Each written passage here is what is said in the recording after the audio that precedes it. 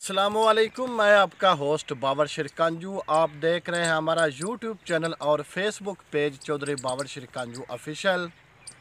मैं तकरीबन 2 दिन पहले अपने इस फेसबुक पेज उत्ते एक पोस्ट लाई है। हाफजाबाद दा हलका PP 70 दे विच तरीके इंसाफ दा उम्मीदवार केड़ा बनेगा। क्या चौधरी सिकंदर नवाज भट्टी नूं अवाम सलैक्ट कर दी है या शुएब आज़ाद तारड़ नूं या मलक फयाज अवान नूं। ते ये जिहड़ा अवामी सर्वा है कि फेसबुक ते हुंदा है एक ना कि ना ख्याली पलाओ ये हुंदा है। ये एडा ना ही इस ते कोई इन्ना सियासतदाना इस ते डिपेंड करना हुंदा है ते ना ही इस ते अवाम कोई करदी है। ये एक इस ते उत्ते वध तो वध 70-80-100 कमेंट आया। उसी 100 कमेंट चो असी ज़्यादातर ये वेख रहे भी ज़्यादातर इस हल्के दे विच किस उम्मीदवार नूं अवाम चुनदी है।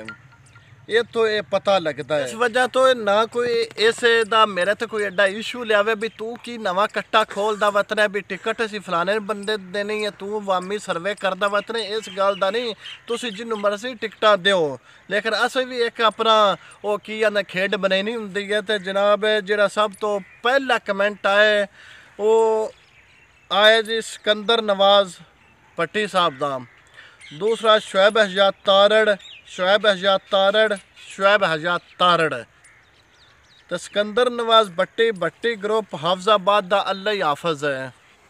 सिकंदर तारड़, सिकंदर नवाज, शुएब आज़ाद तारड़, सिकंदर नवाज, शुएब आज़ाद तारड़, शुएब आज़ाद तारड़ दियां थल्ले लैने ही लग जांदियां ने। ठीक है। तकरीबन इन दे विच मेरे जेह्ड़े मैसेज आए ना, ज़्यादातर मैसेज जरा इस अवामी सर्वे का आए ना, ज़्यादातर इन दे विच आए हल्का PP 70 दे विच उम्मीदवार किस अवाम नूं या PTI दा जिन्नू भी टिकट मिले वो शुएब आज़ाद तारड़ नूं अवाम एक्सैप्ट कर रही है ज़्यादातर। तो सिकंदर नवाज भट्टी नूं भी करदी है, लेकिन उस ते चांस जिहड़े वो घट ने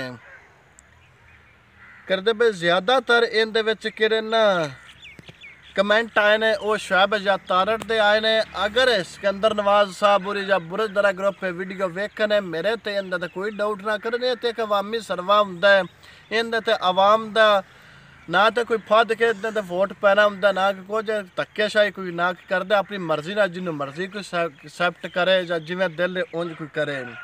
तो इंशाअल्लाह असी हल्का PP 70 के हवाले दे नाल एक होर वीडियो इस वीडियो तो बाद असी बहुत ज़बरदस्त एक वीडियो लैके आ रहे हैं। इन्हां तिन्नां वसीम अल हसन साहब भी उम्मीदवार इस हल्के विच आउण दे। इन्हां तिन्नां चौं उम्मीदवारां दे हवाले दे नाल असी एक वीडियो लैके हाज़र होवांगे।